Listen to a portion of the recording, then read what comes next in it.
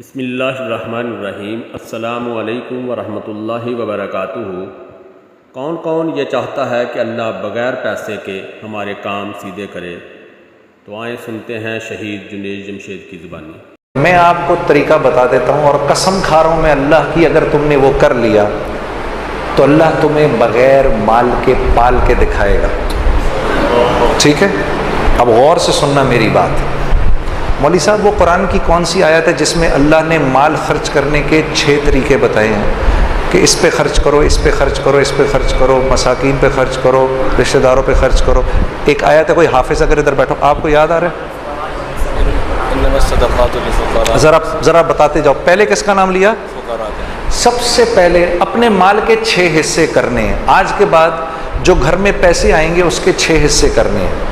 ٹھیک ہے، غور سے سن لو، جو گھر میں پیسے آئیں گے اس کے کتنے حصے کرنے ہیں؟ 6 حصے کرنے ہیں۔ سب سے پہلے کس پہ خرچ کرنا ہے؟ فقراء پہ خرچ کرنا ہے۔ ٹھیک ہے جی، سب سے پہلے کس پہ خرچ کرنا ہے؟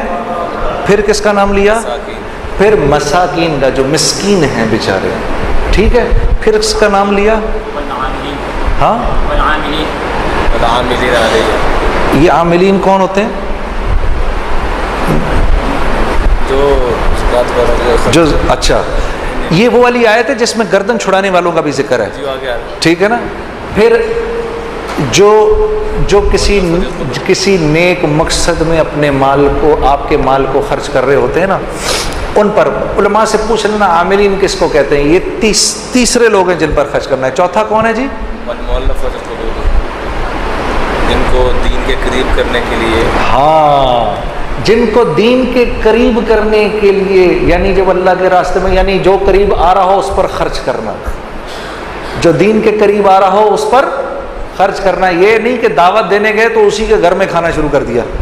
جی ہاں جی، میرا ایک دوست ہے، وہ تو یہ کرتا ہی کرتا ہے، میں اس کو سمجھاتا ہوں نہ کیا کر۔ وہ جس کے گھر جاتا ہے، سر ہم بیٹھے ہوئے چائے منگوا لیں گھر سے، اندر سے، جس کو دعوت دینے گئے ہیں اسی کے گھر سے چائے منگوا لی۔ جس بندے نے مجھے وصول کیا تھا، جنید غنی نے، وہ مجھ پر پیسہ خرچ کرتا تھا اتنا کہ میں شرم کے مارے مجھے سمجھ میں نہیں آتا تھا میں کیا کہوں، میں اس کی ہر بات مان لیتا تھا۔ وہ مجھ پر خرچ کرتا تھا۔ ٹھیک ہے، 4 ہو گئے، 5واں گردنیں آزاد کرنے میں قیدیوں، جو قیدی ہوتے ہیں، جو عدالتوں میں پھنسے ہوئے ہوتے ہیں، جن پر قرض چڑھے ہوئے ہوتے ہیں، اور اللہ کے راستے، وابن السبیل، اور جو اللہ کے راستے میں ہوتے ہیں۔ 6 تو یہ ہو گئے۔ اپنے مال کے کرو 7 حصے، اور 7واں حصہ گھر والوں پر۔ اب یہ بات تو بڑی، پھر سمجھ لو کہ پاگل ہوں نا۔ ہاں، کوئی گل نہیں،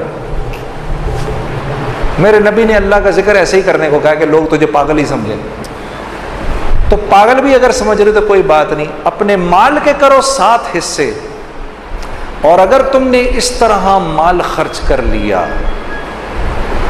میں قسم اٹھا کر کہہ رہا ہوں کچھ عرصے بعد تمہیں روپے پیسے کی ضرورت سے اللہ آزاد کر دے گا۔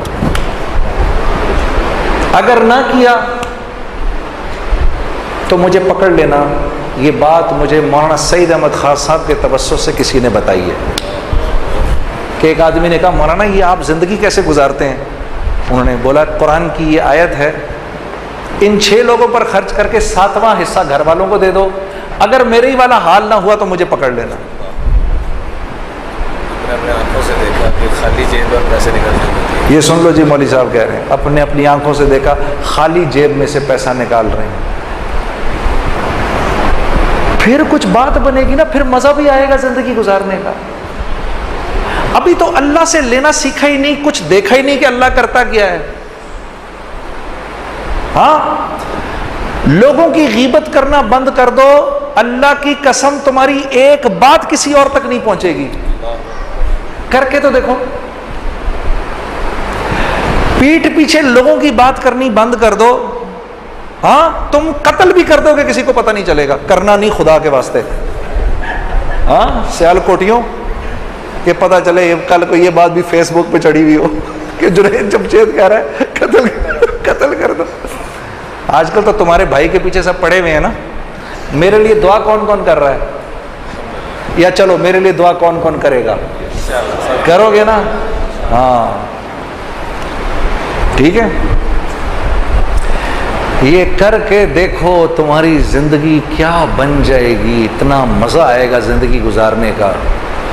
تم اپنے اوپر پیسہ خرچ کرنا چاہو گے بھی تب بھی نہیں خرچ ہوگا. جس چیز کی خواہش کرو گے وہ اللہ کی طرف سے آ جائے گی تمہارے پاس. تمہیں سمجھ بھی نہیں آئے گی میں اس پیسے کا کیا کروں یار، پھر جا کر خرچ کر دو گے کسی کے اوپر. یہ لے لے یا اللہ، ادھر تم نے خرچ کیا ادھر اور آ گیا، ادھر تم نے خرچ کیا ادھر اور آ گیا. یہ ہے جینے کا مزہ. اب مزہ آئے گا جینے کا. ہاں، اور کیا ہوگا؟ پہلے تو تم نے یہ باتیں سنی مولوی صاحب سے، اب عین الیقین ہو جائے گا. اب تمہارا دل کرے گا یار. میں سوچتا تھا یہ صحابہ دھڑا دھڑ اس طرح کیوں خرچ کرتے ہیں. سیدنا عمر نے رضی اللہ تعالیٰ عنہ نے اپنی امارت کے دوران، یہ بھی حیات الصحابہ میں ہے، یہ آپ نے 1000 درہم کی ایک تھیلی لے کر غلام کو دی کہ جاؤ ابو عبیدہ کے پاس، امین الامت. ہمیں تو سارے ہی صحابہ پیارے ہیں، پتہ نہیں کیوں میں جب ان کا نام لیتا ہوں میرے دل میں ان کے لیے بڑی محبت ہے، ابو عبیدہ بن جراح کے لیے. ان کی زندگی پڑھنا ضرور. کیا انسان تھے یہ. اپنے ان کے انتقال وقت کی زندگی پڑھنا تمہیں پتہ چلے گا ابو عبیدہ بن جراح رضی اللہ تعالیٰ عنہ کیا صحابی تھے. جا کے دو ان کو، اور تم کونے میں بیٹھ جانا، ذرا دیکھنا ابو عبیدہ کیا کرتے ہیں اس کے ساتھ. تو جی 1000 درہم کی تھیلی بھیج دی. تو پوچھا یہ کیا ہے جی؟ یہ جی 1000 اشرفیاں بھیجی ہیں. کس نے؟ امیر المومنین نے. کیوں؟ کہا جی آپ کی ضرورت. میں نے کب کہا مجھے ضرورت ہے؟ یہ امیر المومنین مجھے کیوں مشکل میں ڈالتے ہیں؟ یوں کر کے پوری تھیلی یوں کر کے کھولی، اس کی وہ بنائی. اپنی جوتی گانٹ رہے تھے اس وقت، اپنی جوتی گانٹ رہے تھے. وہ ساری اس کی پوٹلیاں بنا بنا کے باندی کو بلایا، یہ اس کو دو، یہ اس کو دو، یہ باندھ کے سب اڑا کر اپنی جوتی گانٹھنی شروع کر دی. غلام نے واپس جا کر کہا امیر المومنین آپ کے 1000 درہم کا، 1000 اشرفیوں کا یہ حشر ہوا ہے. ہاں، زبان سے نکلا اللہ اکبر، اللہ تیرا شکر ہے، کیسے لوگوں پہ تو نے مجھے امیر بنایا ہے. پھر 1000 درہم کی تھیلی اٹھائی اور کہا لے جاؤ اب یہ معاذ بن جبل کے پاس جاؤ اور دیکھنا وہاں کیا ہوتا ہے. یہ حضرات گرامی علماء کرام، ان کا جھنڈا کل ہوگا معاذ بن جبل رضی اللہ تعالیٰ عنہ کے ہاتھ میں، اور یہ حضرات ان کے پیچھے ہوں گے انشاءاللہ. ہاں، تو جناب ان کو دی، انہوں نے بھی ایسے کھول دی پوری تھیلی. کیوں بھیجا بھائی، کیوں بھیجا؟ ہم نے کب کہا امیر المومنین کیوں مشکل میں ڈالتے ہیں. سب بانٹ دی. تو ان کی بیٹی اور ان کی بیوی آ گئی کہ بھئی ہمیں بھی ضرورت ہے. کہا اچھا تو پہلے بتانا تھا. یوں تھیلی پھینکی، یہ رکھ لو اس میں جو کچھ بھی ہے. تو 2 اشرفیاں نکلی اس میں سے. غلام واپس گیا. کیا ہوا؟ کہا جی یہ ہوا. کہا اللہ تیرا شکر ہے، تو نے ایسوں پہ مجھے امیر بنایا.